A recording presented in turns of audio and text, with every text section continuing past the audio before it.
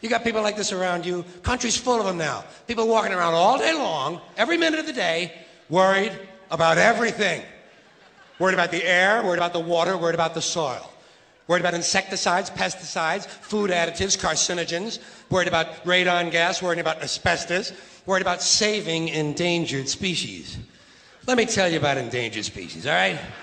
Saving endangered species is just one more arrogant attempt by humans to control nature. It's arrogant meddling. It's what got us in trouble in the first place. Doesn't anybody understand that? Interfering with nature.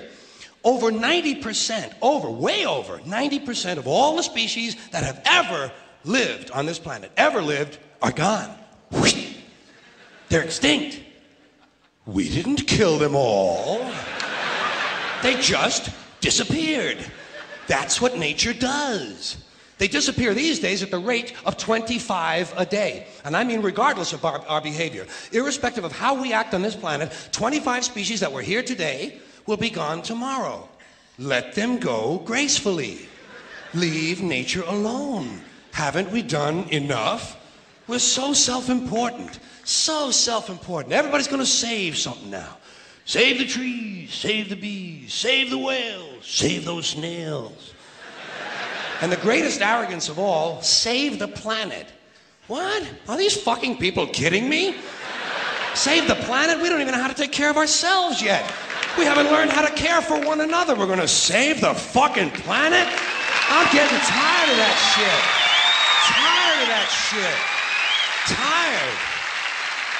I'm tired of fucking Earth Day. I'm tired of these self-righteous environmentalists, these white bourgeois liberals who think the only thing wrong with this country is there aren't enough bicycle paths. People trying to make the world safe for their Volvos. Besides, environmentalists don't give a shit about the planet. They don't care about the planet. Not in the abstract, they don't. Not in the abstract, they don't. You know what they're interested in? A clean place to live. Their own habitat. They're worried that someday in the future they might be personally inconvenienced. Narrow, unenlightened self-interest doesn't impress me. Besides, there is nothing wrong with the planet. Nothing wrong with the planet. The planet is fine. The people are fucked. Difference. Difference. The planet is fine.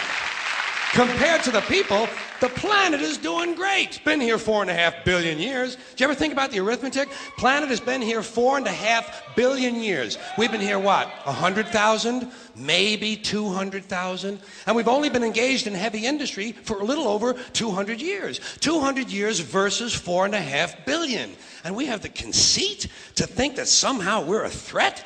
That somehow we're going to put in jeopardy this beautiful little blue-green ball that's just a-floating around the sun? The planet has been through a lot worse than us. Been through all kinds of things worse than us.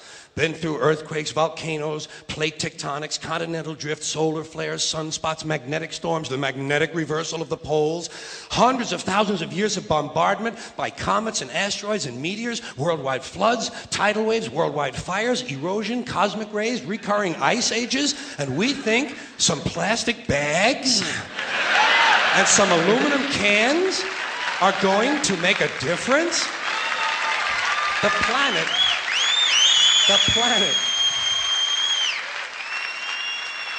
planet isn't going anywhere. We are. We're going away. Pack your shit, folks. We're going away. And we won't leave much of a trace either. Thank God for that. Maybe a little styrofoam. Maybe. Little styrofoam. Planet will be here and we'll be long gone. Just another failed mutation. Just another closed-end biological mistake. An evolutionary cul-de-sac. The planet will shake us off like a bad case of fleas. A surface nuisance. You want to know how the planet's doing? Ask those people at Pompeii who are frozen into position from volcanic ash how the planet's doing. Want to know if the planet's all right? Ask those people in Mexico City or Armenia or 100 other places buried under thousands of tons of earthquake rubble if they feel like a threat to the planet this week.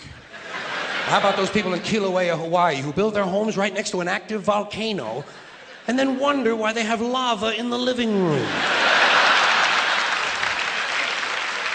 The planet will be here for a long, long, long time after we're gone, and it will heal itself, it will cleanse itself, because that's what it does. It's a self-correcting system. The air and the water will recover, the earth will be renewed, and if it's true that plastic is not degradable, well, the planet will simply incorporate plastic into a new paradigm, the earth plus plastic.